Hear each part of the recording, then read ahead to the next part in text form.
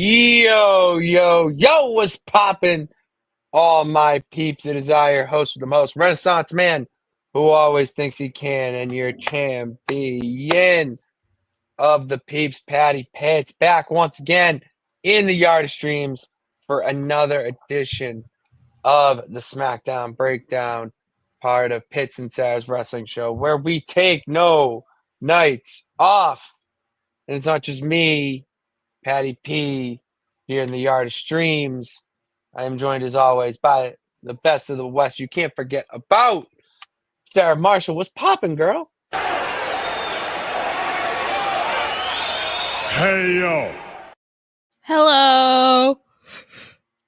Hey, what's going on? How we doing? It's going. My cat is being a lot right now. I She know wants the attention. You should, like always. All right, Mhm. so it's nice to see things have not changed Yeah. here in the Yard of Stream since we've been gone, because it has been a bit. It's been a weird week. Mhm. I was sick. It is not fun being sick.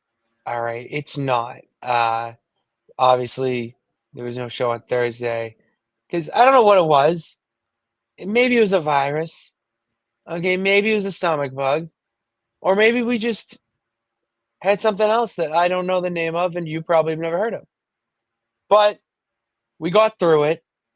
All right, and we're back here today, potentially tomorrow, to catch up because that's what we do. Even though we weren't streaming, Sarah, we weren't live, we still were repping the show's name because we're catching up on shit. Even tonight, its deadline is on right now. I sent my picks out, my predictions. Go see those on Twitter at Patty_Pitts, right? Or at Patty? I don't even know anymore. The I links are in the know. description, so just go do that anymore. I got to make a new one to begin with, probably. But yeah, another day. Another Mhm. day. So, Mhm. and another Smackdown to break down, which to me, Sarah, this episode last night felt really good. It feels like since last, which to me, the fact that Survivor Series was last week, it's crazy how much time there is between these shows, and it feels like it's so much longer, you Mhm. know? Mhm. So just last Saturday, they after the Raw afterwards, and then last night, it really feels like there's a new a chapter in this Papa Paul era. We saw it teased with little things at the Rumble with Triple H's first Rumble, Mania obviously with the new intro and all the other shit that went along with it. But it feels like we're in a new chapter right now in WWE. Maybe. I don't know. We shall see. I saw mixed reviews for SmackDown, so it really depends on who you ask. But I feel like that's just how it is every single week anyway. So I thought it was really good. yeah, there were Like, people who I'm said, sorry, I'm not hitting with the people. It's the champ of the peeps. They need to get on my level here. All right. I saw people say it was Dynamite was better. No, it wasn't. I'm just telling you No, that's it wasn't.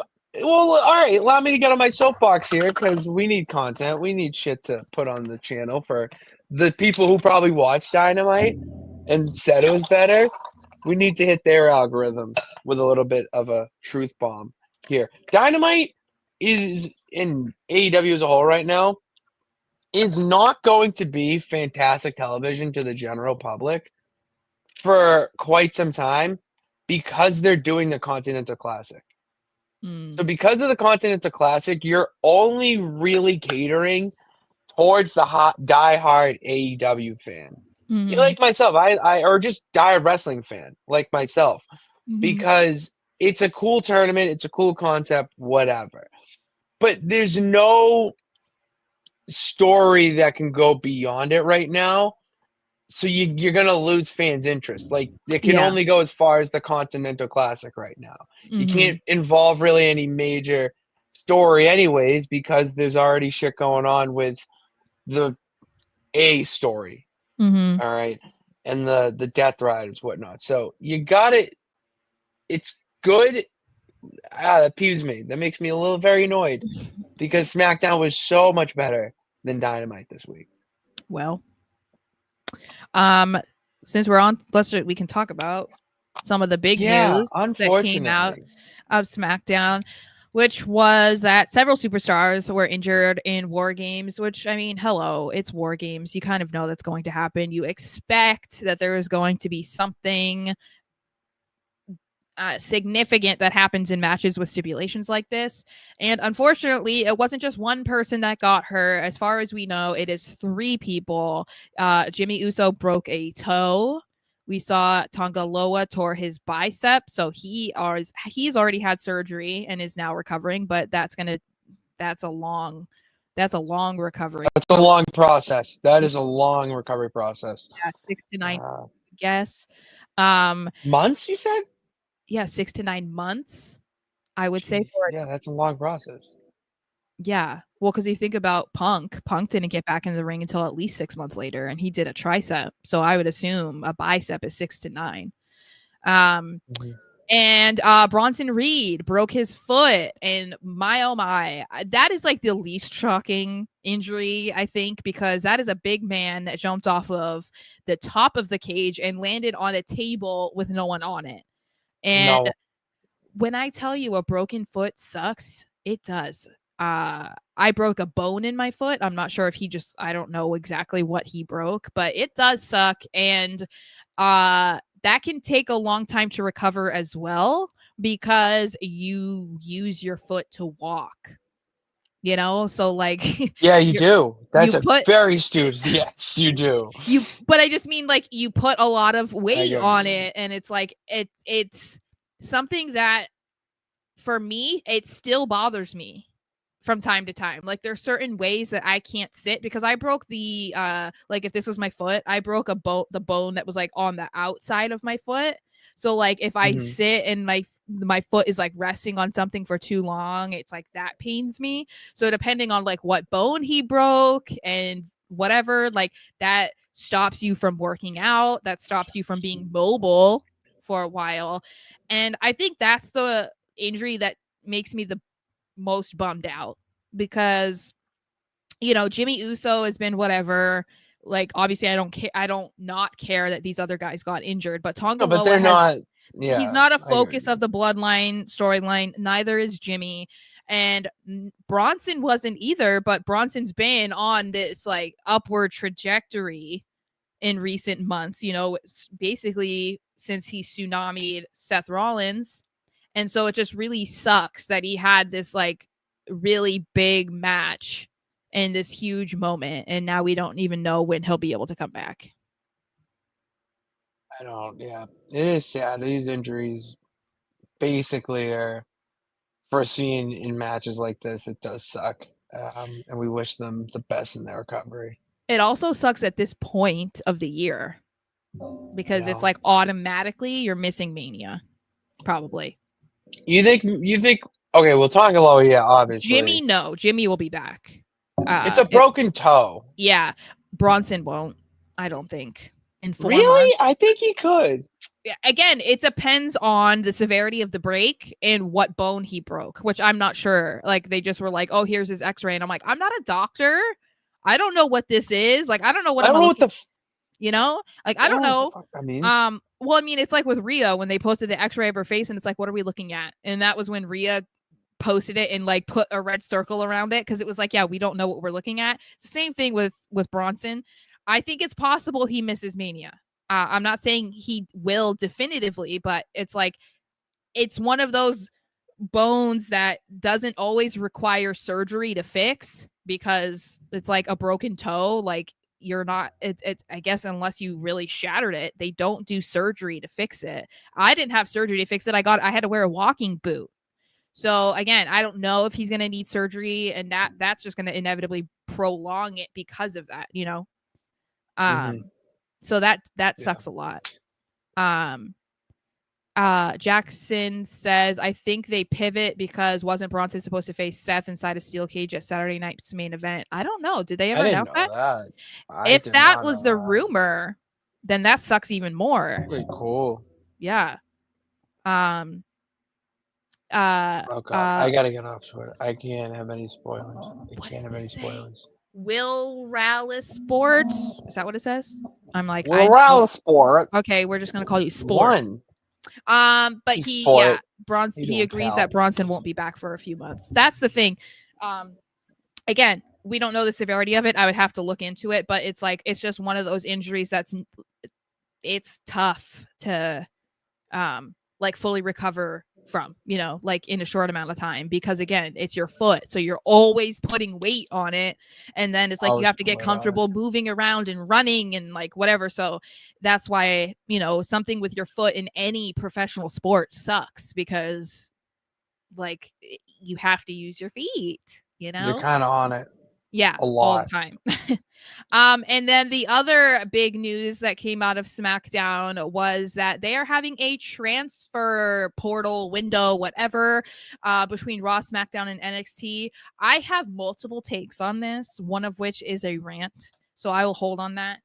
Why are you holding? Well, because I have other things to say.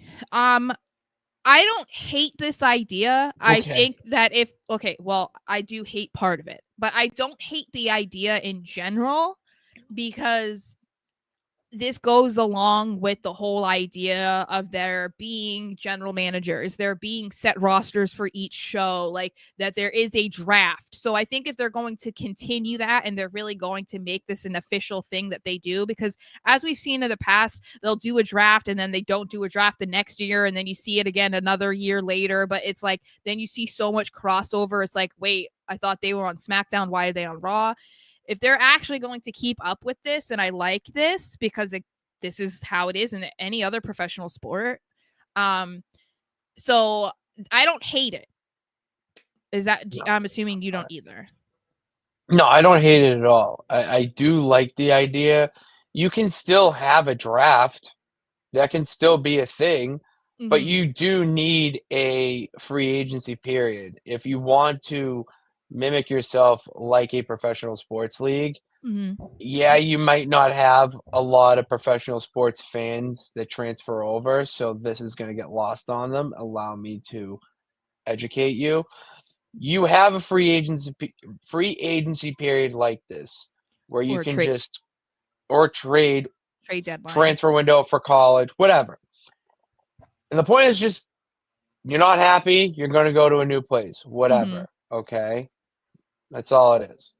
Draft seems more official, whatnot. But the whole Yeah. point of it is to shake things up. Wrestling is that beautiful thing where it doesn't have to make sense. It just has to make like logical sense. Where there's a draft, it doesn't matter, or a period where people go to one show to another. You can call it whatever. That's all they're doing, Mm-hmm. but they're catering it more towards sports and their business side of things. I mean, look today with the Big 12 championship, their involvement there. So you Mm-hmm. can see where their connections are and how that's transferring over into the product, like to get more viewers. That's all it is. And Yeah. on the actual wrestling side of it, where the product content itself, I love it because it does feel like we do need a little bit of a shakeup with certain superstars on Yeah. different shows. I think I do. I it believe makes that. sense also because I mean it would make more sense in my eyes if they did this like in October, because it would be like 6 months after they originally did it, because I think that they would recognize like, oh, we put this guy on SmackDown, but he's not thriving there. I think he'd do really well on Raw, or like as we've said, the women's division on SmackDown is so packed. You need to probably move some of those girls to Raw, and this would allow them to do that and then see who from SmackDown does well on Raw. It gives them a little bit more insight when they go into next year's draft. So Yeah. that can give them a better idea of like what they might want to do. Yeah. So Agreed. the rant that I have is that there were rumors that we talked about that the reason Oh, why okay. they This were is going to basically be my doing question, this was because anyways. of Netflix. And there were these Yeah. rumors that, you know, they were going to move Cody and Roman to Raw, and Gunther was going to be moving to SmackDown with Drew, and like all of these things happening, and like all of the major stars were going to be on Netflix. I hope to the wrestling gods that that is not true. So that's why this concerns me a little bit, because that can't happen. You cannot have all of your stars on Raw just because you're on Netflix. Like you can't do that. Not to mention, we talked about this also, which it's not something that people can't figure out on their own. But they've made it so that Raw is the show with the Intercontinental title for men and women, and the World Heavyweight and the Women's World Championship. Same thing with the World Tag Team titles for the men. SmackDown Everything's has uniform. what? Everything's uniform. It's all the Yes, in same. this It's on yeah. SmackDown, there's the U.S. title and the Women's U.S. title, the WWE Championship and the Women's WWE Championship. You know, so it's like switching Cody to Raw and then moving Gunther to SmackDown. Like, wouldn't that mean you would have to switch all the champions if you want to keep them uniform? Like, it just that doesn't make any sense to me. I also don't think that someone like Roman needs to be solid on one show either. Like, I feel he's the epitome of somebody who could be a free agent and just bounce back and forth. Like, that seems more like something that, because everybody's forgetting about USA Network. No one's talking about it because Yeah, man. their contract isn't as much as Netflix, but it's a lot less time. First of all, it's also still like $1 billion contract for like 3 years or something. So it's not like we're talking minuscule money here. It's a lot of money. They literally just acquired SmackDown in October. So you can't like rid them of everybody that they have on their show that they literally paid money to have on their network. And we have to remember also, USA was complaining before that too, and about Roman not being on. Fox was They complaining about did. Roman not being on. Then you're gonna have him move to Raw just because of Netflix? I So feel like that was more Roman being champion. They didn't have a champion on their show. yeah, but I still That's think that where the like Cody is a great face of SmackDown, and I get it. Like, correct. I I agree. wanted him to Love be it. on Raw because of who was on Raw, and I felt like there was more for him to do there. But I think Cody stays on SmackDown. There's no fucking way they move Cody and Roman off of SmackDown. There's absolutely no way. You cannot do that, because as much as I love Gunther, I'm very aware that Gunther is not Roman Reigns and he's not Cody Rhodes. He's not going to be the face of SmackDown. And that's why I even questioned the idea of moving Roman. It feels like they're trying to make SmackDown the, you know, Roman show, the bloodline show. It feels kind of crazy to think that they might give up on that already. I feel like that's going. I feel like they're going with the flip of that now with Netflix because of the possibilities and opportunities you can go with Netflix and the Bloodline. Mm. Like you can do little docu-series or even like a drama spin-off, whatever. They do them on Peacock with different Yeah. shit all the time. Like you can do those types of shows where it's not wrestling, it's something different. Like that's why they have the Netflix deal and obviously for the viewers, but that's the big time goals. It starts though by putting Roman on Raw. That I see that's fine. I But see that's fine for the, Roman to be on Raw. I don't I see what feel is there to do for him on SmackDown if Cody's there. but the same argument could have been made for every fucking person that had been on SmackDown for the past 4 years when Roman was champion. So that's the Yeah, thing. we Like, can go back and say, but right now, what I'm saying, like, if, I know, where but where does Roman go to feud? Like, Cody can feud with anyone I just on think that SmackDown. Like, we're he's going to. Roman already can't. they're already establishing this whole thing of Bloodline versus Bloodline 2.0, and Jay is the only one who's on Raw. Sammy's on SmackDown. Jimmy was on SmackDown. The rest of the Bloodline 2.0 are all on SmackDown. So they're just going to abruptly move him to Raw, and then he's going to have to figure it out. Like, where does he go to Raw, and what does he do on Raw? Like, it can't be that he just goes after Seth. Seth's already like doing other stuff right now. It just feels like he would be like a fish out of water almost, because it was like there's nothing on Raw for him. Like, because he's not doing anything, and they also don't need to move him to Raw and then go about it the same way that it was with Jay, being like, oh, the locker room hates you, they don't trust you. Like, we've already seen it, been there, done that. We don't need that, and that feels like the most obvious thing that they have to do with him, though. So I don't know. What do you think of this? Because we saw this motherfucker I speaking with Nick Aldis. What was going on there? I still think those are things that, like, yeah, you definitely want to notice it, but I don't love that either. Not yet. I don't like. You kind of think that the Judgment Day are inevitably going to be breaking up. Obviously, we've already been seeing hints of it. Yeah. Yes, I have. Yeah. So, yeah. I know, but it would be interesting because Dom moving to SmackDown, what does that mean for Liv? That's why I'm like, are they really going to move all of the titles? What if Dom's talking? What if? But here's the thing. That's beauty of wrestling. Dom could be talking to Nick Aldis about Finn or another part of Judgment Day. Like you don't know, because they're all Raw people. Come on. There's just such Judgment Day started on Raw. Like that carried Raw. I know. Judgment Day carried Raw. The idea of them not being on Raw seems crazy to me. Crazy to say Dominic Mysterio not on Raw is wild. I know. I don't like it. Moving on to Stardust and Shorty G. They had some words. This was awesome. It was awesome. I also want everybody who is a fake Cody Rhodes fan to stop pretending like you cared about Stardust. Okay, that's what I want to say. I thought he was pretty good. He was Stardust really had legs. The beginning of Stardust, like the whole evolution of Cody becoming Stardust, was like some of my favorite stuff. Like, not of Cody's career. On Dashing was my favorite era of Cody. We all know this.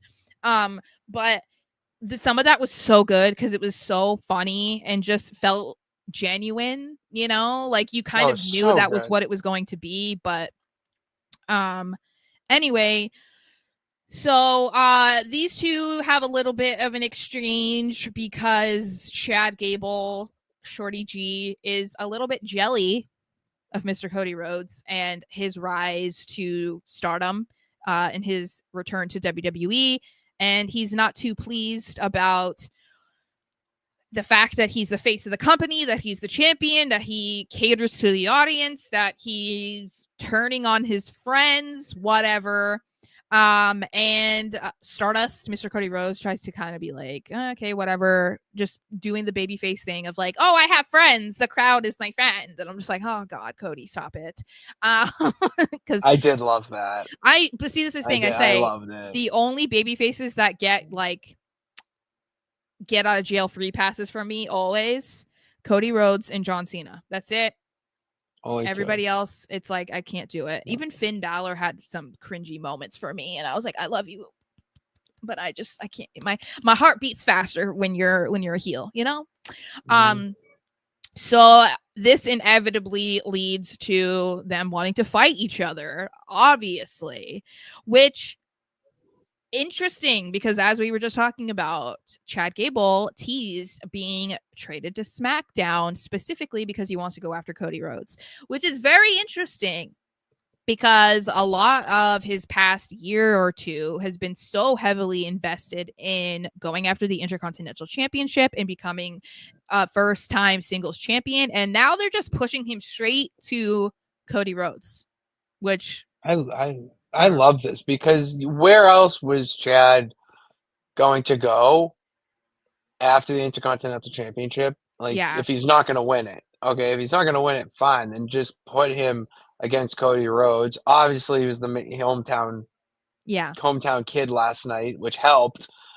But he held his own there. When I saw him come out, I popped a little bit. It was nice to see him get in there with Cody Rhodes, especially on the mic. Yeah, I thought he did a good job, and I like how they are presenting American Made Mm-hmm. I do like the presentation of the Creed brothers and Ivy Nile. Like Ivy Nile did not look like a serious contender for the women's title or even the, Yeah. Intercontinental or United States. But now with her being aligned with American Made, she I could see her winning a few matches, getting in there and, being someone that you want to see on a PLE at least fighting for a title. Yeah, I mean they need to do something. It almost kind of feels like they might be trying to go in a different direction with them, because did you notice they were like all very dressed up, like in suits and stuff. Like it was a very different vibe than what we've Oh, been they getting. were. Well, what we've been getting from them is very like over the top red, white, and blue America, and this was like a very different American This was Made. corporate America. That felt, I don't know, I liked that better because I felt like that seemed more uh that felt more of what I was kind of expecting from them, as opposed to Mm-hmm. doing the like cheerleader, American cheerleader type of It was thing. tough. That is, Yeah, yeah. so I think this was better. And obviously these two had a great match. We'll talk about it later. But In it'll be our main interesting. event. Hmm? In What? our main event of the show. Yes. Um I'm just trying to see the comments. And yes, he's very good in the ring. He's fantastic. Yeah. I mean, and that's expected, like you knew Come that on. was That is Cody Rhodes ain't is Kurt Angle's. isn't shabby either, but Cody Rhodes is a former amateur wrestler himself. I know. All I don't right. think Like people know that. people People dude, act he like knows how to he lock it on the locket. the thing that I get so frustrated about when it comes to Cody too is like I get he's not a high flyer. He's also not like, 270 pounds and whatever. But I really don't think that people are aware of like his amateur background and like They're just how not good he was. And so it's like he has a technical foundation as well. I don't know. The way people react is just weird. But crazy. moving on to the women's US title tournament, which was between Elektra Lopez, Naomi, and Tiffany Stratton. And yes, it's Tiffy time, and she was the hometown girl too, right? They're in Minnesota, so Back to back. It was back to back segments. It was odd. That was a real great way to get the crowd fired up. I know. It's funny with Tiffany too, because I think she's like the women's tweener right now. It really just Oh depends. yeah, she's the it depends on the night and who she's talking to, like how they perceive her, like and how the audience reacts, which I think is kind of cool, because that was how it was from the beginning with her though. People wanted That's her. how it should be. People wanted her on the main roster. And once she got up there, they went bananas, but it's like they weren't supposed to, because it was like, no, she's a bad girl. But she's so good too. Like from watching that, like the match itself, like you wouldn't know that she's only been doing this for like 3 years. I know. By how I'll let you go on your rant, but the only thing I really have to say about this match, other than Naomi, is sus. Yeah. When it comes to Jade Cargill, Tiffany Stratton has the best moonsault in WWE. And why is that? Is it because it's so pretty? Because it's the fucking prettiest moonsault ever. I also love that she like pays homage to older wrestlers. You know what I mean? Because like she didn't grow up wanting to be a wrestler. She was a gymnast, and then she became like a bodybuilder. But you seen the bodybuilder picture? She could. No, I know she was huge. She could curl 3 of me. I know, and so I just think those kinds of things I think are pretty cool, because I think a lot of the people that come in that aren't wrestling fans when they grew up, or this wasn't their dream always, they get kind of a bad rap a little bit. And I can be that way too sometimes with them, obviously, because you're like, you just want to see the people who this was their dream, that they always wanted to do this. They have so much passion. But I think that's a cool way to like pay tribute to people who came before you, because like That's why she named her finisher that. But The obviously prettiest moves Tiffany ever. won, and next week, is it next week she faces Mi Chin in the semifinals? That's going to be huge, assuming that Mi Chin wins, though. I mean, you think it's going to be Chelsea versus Mi Chin, right? Like, to me, you can't have Tiffany win, not with the briefcase, and have her. There you go. Yeah, if she has the briefcase, like, what are we doing? I think she needed to be like in the semifinals of all of the people that they've had in these matches and stuff. It felt like she needed to be near the top or like one of the final four, but it does feel like an obvious loss because like a Candice LeRae bumping. Yeah. So I assume that the finals are going to be Mi Chin and Chelsea. It just makes the most sense. I feel like one of them is going to win. Which that's fine because I think most people that's what they wanted and what they expected when they introduced this title. So I'm excited. Moving on to the tag team scene, the Street Profits were supposed to have a title match with Motor City Machine Guns, but they were mysteriously taken out. Something is happening backstage. You know, NXT's got their mysterious, crazy, suspicious parking lot. WWE, SmackDown, Raw, they apparently have suspicious, shady backstage areas because lots of people are getting beaten up recently, and the Street Profits are now the latest victims. And guess who was just like coincidentally in the area? DIY. And they convinced one half of DIY. Yeah, well, they still make an effort to convince Mr. Nick Aldis and Motor City Machine Guns that they are the right ones to replace the Street Profits in the tag match. And that is when we see their tag match. And DIY have officially turned heel. And when I tell you, I'm here for this, my heart beats for bad guy Tommaso Ciampa. Okay, that man, that's a man. Okay, that is a manly man. And you know I like me some manly man. I should have seen this from the jump because when the Street Profits got taken out, I immediately said, "Oh, it was DIY." I was like, "Oh, it's DIY." But then Johnny comes out of nowhere, and is like, "What's up, guys? How we doing?" But he wasn't in like gear; he was in street clothes. But he was all nice and cheery, and he was in a black hoodie and jeans. No, I'm just kidding.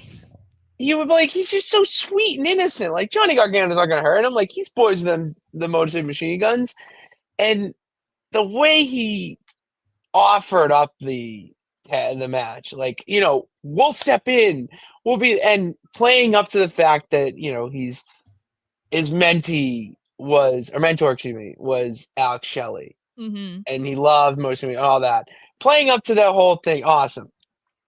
But where is Ciampa? I know that he was like, you don't do this, all that. But it was all the ruse. They played right into their hand. When Gargano went for the low blow and smiled, I knew, And a lot of people are saying that they do not like the decision, and I'm seeing a lot of, we can say, tribalistic, fickle pickles. Okay. You need a button for that. Fickle pickles out there who are complaining that their reign is so short and throwing WWE under the bus. Or, of course, their shortest tag reign as a tag team is in WWE. How, do you have the memory of a goldfish? Do you not understand how this works? Of course they had to lose it. Well, did we expect it to happen now to the DIY and how it did? No. But are we happy? Yeah. Because guess what the journey is going to be when we go on it? Well, and let's think about how DIY lost the titles in the first place. Are we really going to say that they weren't the rightful ones to take them off of MCMG? Like, come on, you know? And we know from just, talking about wrestling, watching wrestling, whatever. That's knowledge. Motor City Machine Guns winning the titles when they did, it made sense. Like, it was their way of like legitimizing them to the WWE audience, because not everybody was super familiar with who they were, despite, a good number of people being very familiar with their wrestling careers and their histories in TNA and whatever. This was the easiest way for people to get what they wanted out of them, while also people being like, oh wait, no, they are legit. Okay, like, you don't bring them in and then don't give them the titles for 2 years. Like, but I'll go one step further and say they were crowned the tag team champions because it was a dawn of a new era in the tag division. mm-hmm. That's all that needed. The Yeah. Bloodline had the titles. They beat DIY and Bloodline in one night, because why drag it out? We know what the end result is. So what are we going to do? Well, and look, it gave us a great SmackDown ending. And shouldn't we be happy that the Bloodline don't have it anymore? That's one thing. Yeah. And two, DIY. Yes, please. That's gonna be hilarious. And Candice joining them too. Mm-hmm. It's gonna be. We saw her celebrate. And the feud between them for the tag titles is going to be interesting. And you throw in the Street Profits. Like, come on, guys. Like, that's the kind of stuff that we've been wanting for the tag team division. We wanted there to be so many teams that were trying to get the titles. We needed to see a heel team come in that wasn't the Bloodline and wasn't A-Town Down Under. There hadn't been anybody else. Basically, every other team on SmackDown were good guys. So it didn't make sense. They needed to do something. Something needed spicing up. And they weren't going to do that with Motor City Machine Guns. And clearly, when they tried to make the Street Profits bad guys, it didn't work. And that's why they didn't continue with it. So they couldn't do it. I think it's the right decision for them. It's very similar to, like, I don't love what they did with LA Knight and Shinsuke Nakamura, but it feels kind of similar to what they did with Jey Uso and Braun Breaker. It feels like, okay, we want to make LA Knight have a more legitimate feud with somebody. It's Shinsuke. They've met up before. It's like, I don't love the timing of it. I don't love that LA Knight lost, but if the end result is that he just gets a title back and then he's going to have this great feud, then whatever. This feels like the same thing. I don't know. I'm into it. So, I'm a big fan. Yeah.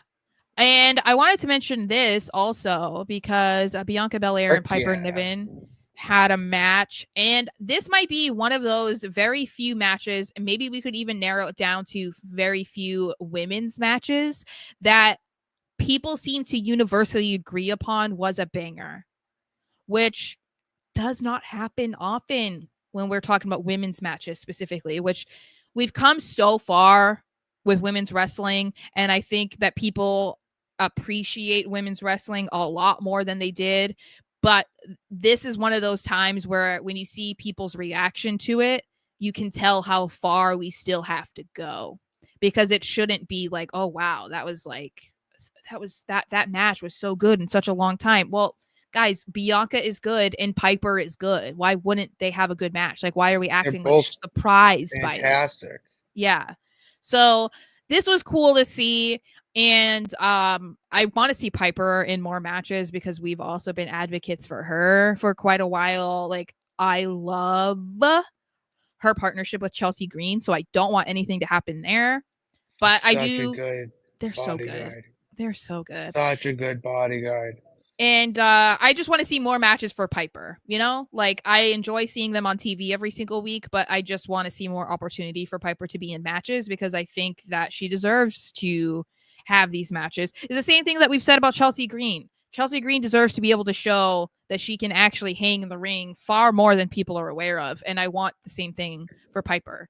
And this might be one of those moments where if the audience was reacting that way to their match, then probably the people in the company were as well.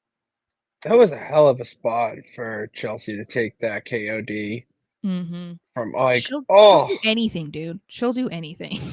Anything to get a crowd reaction, and that's why she deserves to be the next or the first women's United States champion. She, to me, and I don't know for sure, but just based off of what we've seen from her, what we've heard her say, She has such an old school brain when it comes to wrestling, where she cares more about the entertainment, she cares about the product, she cares about what the fan, like what it looks like and whatever. Like, she cares more about everything else than being like, I want the title, I have to be a champion, I have to win the Royal Rumble, I. Like, she doesn't care.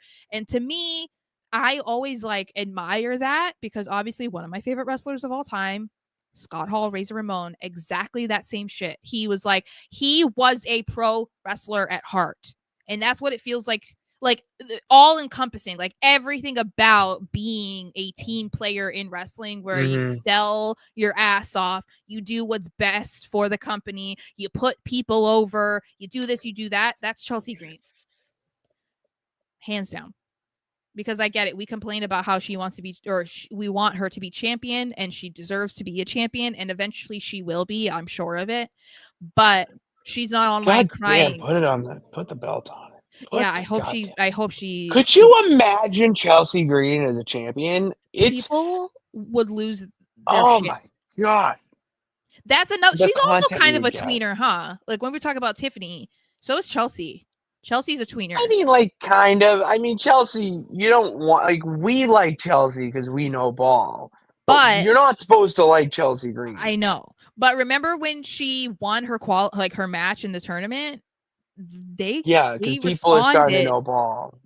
So that's what I'm saying. I think if she wins the title, no matter who she's against, I think they're going to get a cheer. I wouldn't hate that. Could you imagine? We said that this year. We said it had to be Chelsea or Tiffany. So all right. So our next pick is this year, so that we just it might have to be Chelsea next year. I'd be who here else? For it. Maybe Candice LeRae. Yeah, it's like it's so far away because it's in July. It's so far ahead. June or July? No, it's like the last week of June. Yeah, usually. So it's quite a lot can change between now and then. But she's definitely at the top of the list for me. Like, as of right now, if I had to choose somebody, it's Chelsea Green. But that's also because I wanted her to win, her or Tiffany. So that hasn't changed.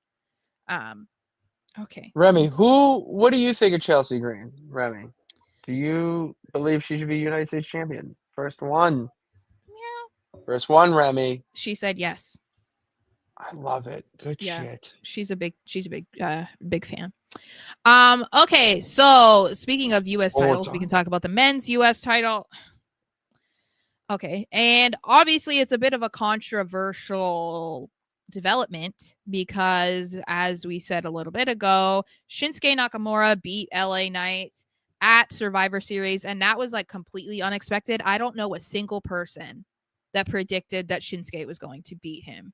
But he did. And before we get into that, before we get into everything that happened, we didn't get to talk about. I want to check. We didn't get to talk about Survivor Series. I love the presentation of Shinsuke Nakamura. I love fucking incredible. The new music. I love his new entrance.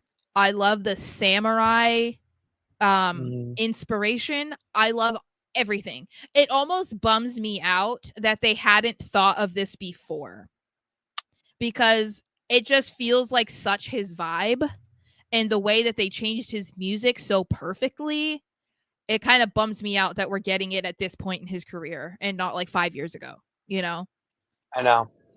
Did you see the care and attention to detail Triple H took? Yes.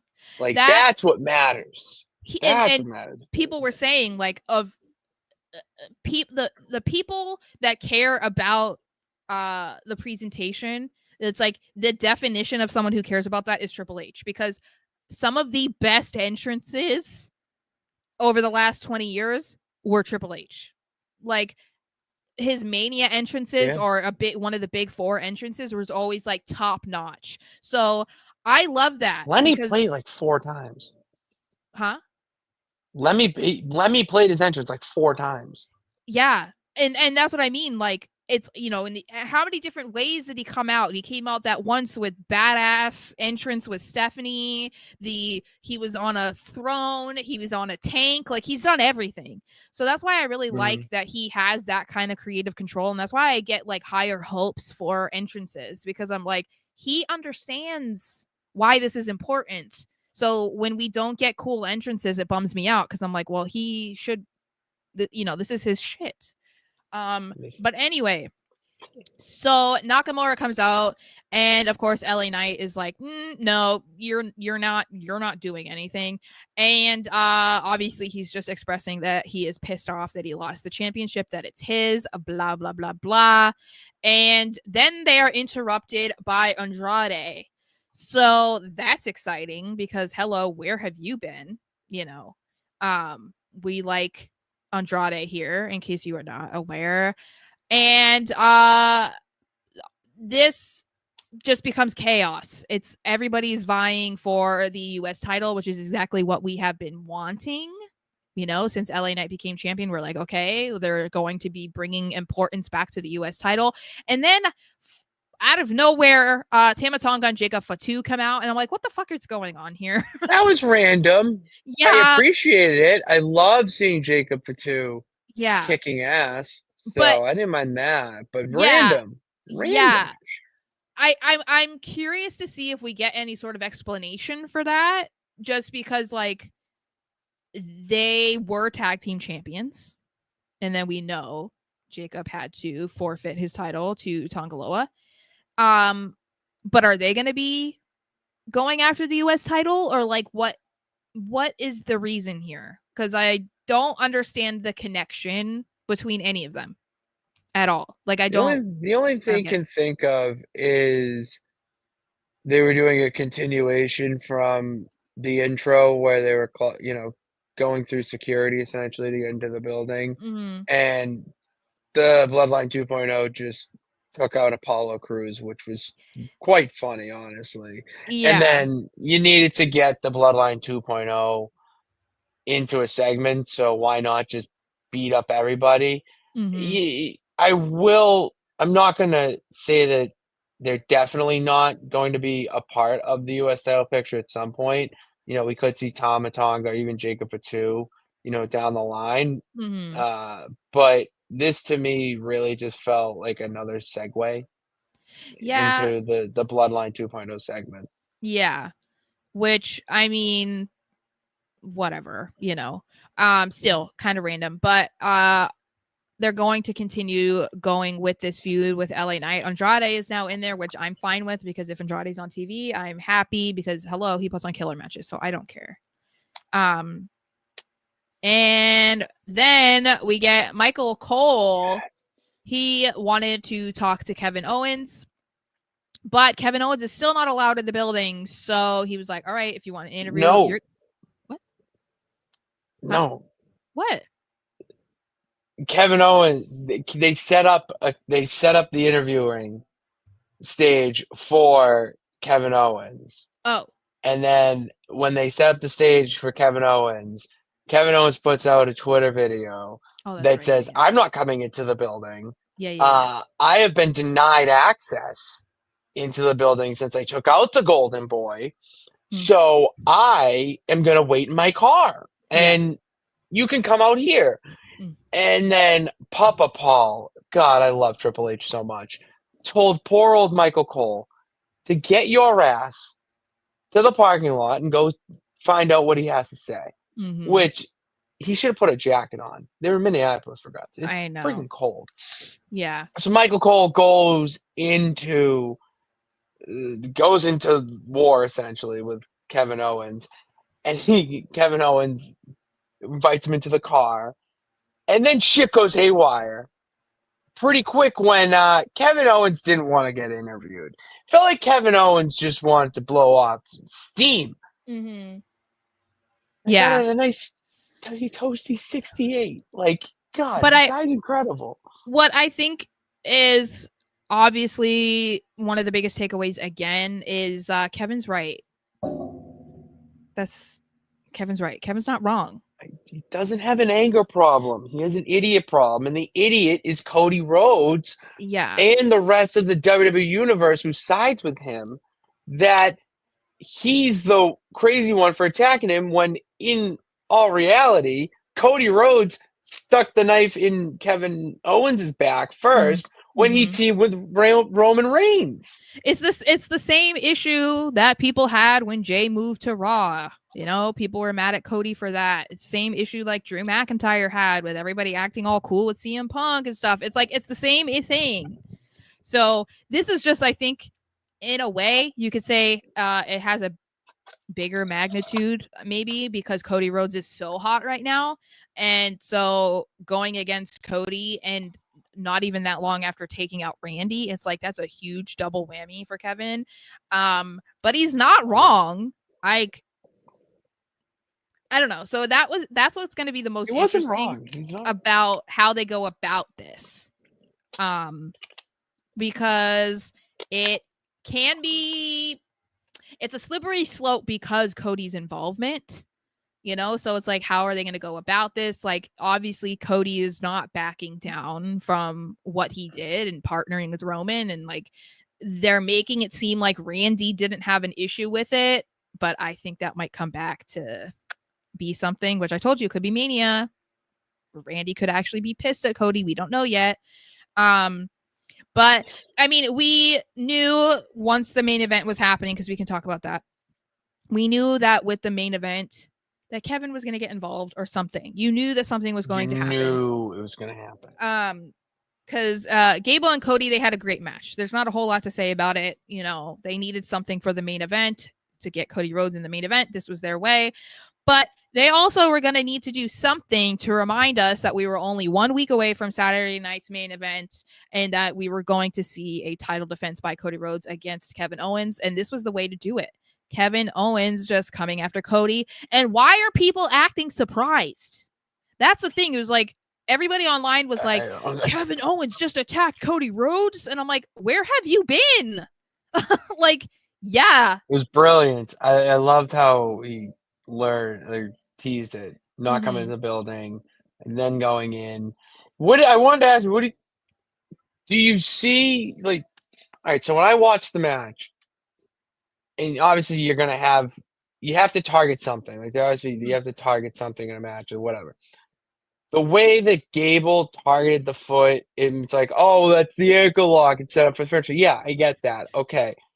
But I am fascinated now on how KO interfered first with putting his foot on the ankle.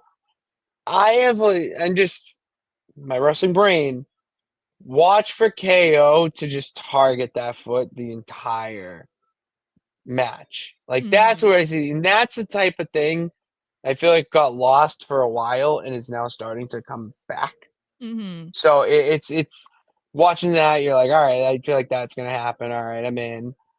Well, and yeah, it also goes back to when was it? Where was it? Bad Blood or whatever, wherever, Bash in Berlin, when they had their match and like Cody had a hurt leg and whatever, and Kevin like refrained from going after it. Remember? And then it's like now we have a flip. Yeah, he's going to go after those targeted things. He's going to go after it. It's the easiest way for him to be hated. You know, like, it's not going to be easy for people to hate Kevin Owens because he has been a good guy for so long now. You almost like forget about his past and how like just brutal he used to be.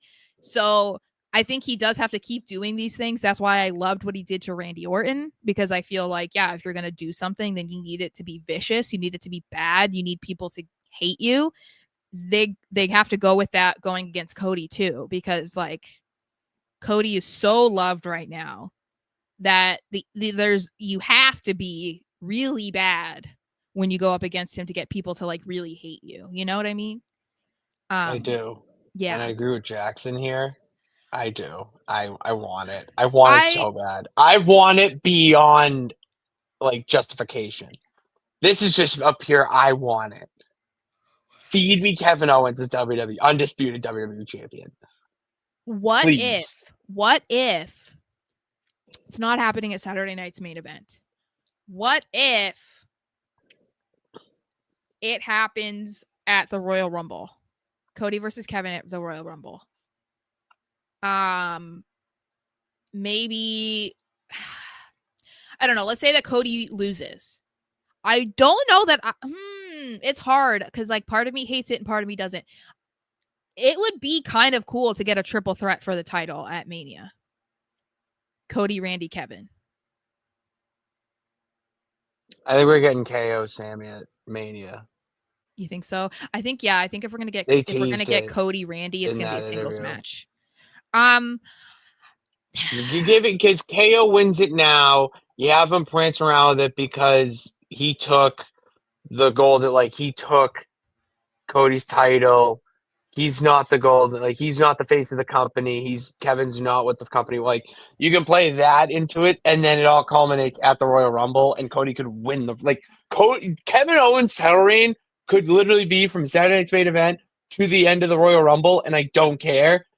Just that time period with him with the belt right now to further along this feud to the Rumble would be fucking great. Yeah, it'll be interesting. I don't know because I think most people expect Cody to hold the title until Mania, if not after. But as we've said before, who would take it off Cody? That's the thing that it's like you're in a very similar situation that Roman was in. It was like, okay, if it's not Cody that beats Roman, who does beat Roman? There's like nobody else. And because Cody beat Roman, it feels like there's nobody that can beat Cody because he took down Roman. And how many people didn't take down Roman? You know what I mean? So it feels like he's up there too. Like if anything, he's like a step above Roman because he's the guy who beat him. And so I wonder if they would think like, oh yeah, Kevin is the guy that can do that. You know? I think storyline wise, yeah, it makes sense. I just wonder Jackson was saying if they would actually do it because of how important they are treating the championship and the fact that it took everything for Cody to beat Roman. You know? But yeah, I don't know. We'll see. It's going to be interesting. I don't expect anything big to happen at Saturday night's main event, but maybe that'll change. Maybe So I've been doing my rewatching of things as we get ready for a pay-per-view. I always got to go back and watch the old stuff. So I've been rewatching a lot of just Saturday night's main event, having it on in the background, actually having it on in the background as we record. And they built it up in the past to be the premier show on Saturday night, basically like a free PLE. Like think of it like it was, you know how AEW does the like winter is coming, the Shark Week thing. That's what it felt like at the time, where big things could happen, like a title change or a big moment in a storyline or a feud or a tag team, whatever, and then it could carry over. If we could get another show like that in the rotation, and here's the thing, Saturday night's main event doesn't have to be every month.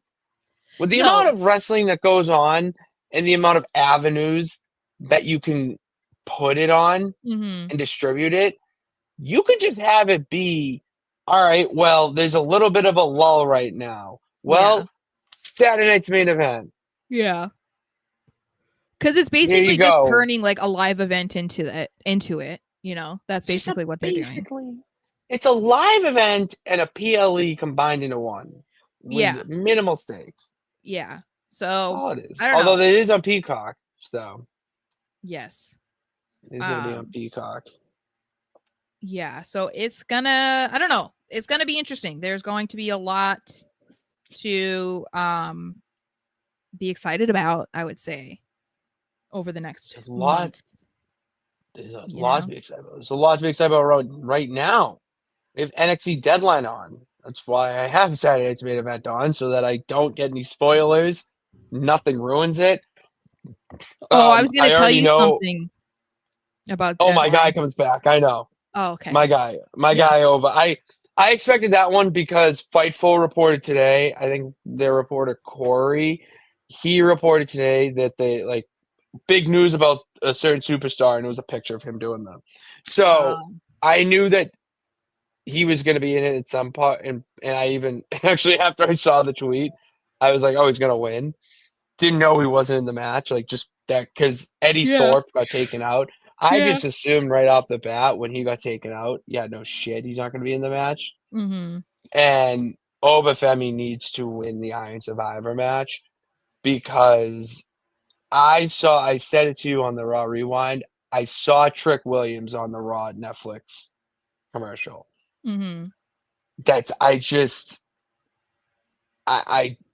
just wanted to point out my keen observation, if you catch my drift. Mm-hmm. And could you imagine Obafemi as a dominant NXT champion? Who else do you really want? All right, if you want a big, tough, mean heel villain as your champion to rule over NXT, do you want Ridge Holland? No.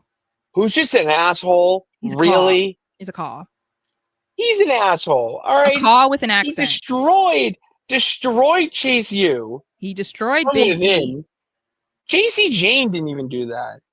Or at least she tried, but unsuccessfully. Or would you want Obafemi, who the man is basically just a Marvel character come to life? I mean, what do we want? All right. Well, I'm gonna go watch that. Sarah, right. You can join me, or the peeps could join me as well watching that. I'll be tweeting some stuff over. Maybe even might post a TikTok tomorrow. I don't know. We'll see how I feel because, as I said, we were puking our guts this weekend, but we are back to being healthy and we are back to ourselves. So, yeah, subscribe, hit that button, bell notification to know every time we post and go live. Socials are down below. Follow Sarah and I on those to interact with us and whatnot. And might be back tomorrow for a bonus or whatever you want to call it, catch-up episode of the stuff that we tweeted about but didn't really talk about on the show. All right, that's why you have to follow us on Twitter, so you don't have to wait for this type of thing. You just know our thoughts. Mm-hmm. All right. Go maybe do that tomorrow, get some clips up for the channel. I had an idea, Sarah. I'm going to just you offline. Okay. Because I had it last night when I was in my resting mode, watching the product. And we're doing stuff like that. 2025 is coming, all right? So we got to do some recaps and stuff. Great things to talk about to end 2024 and head into the new year. Thank you guys for tuning in. God bless. Remember that you can do it. All you got to do is try. We will see you next time. Peace.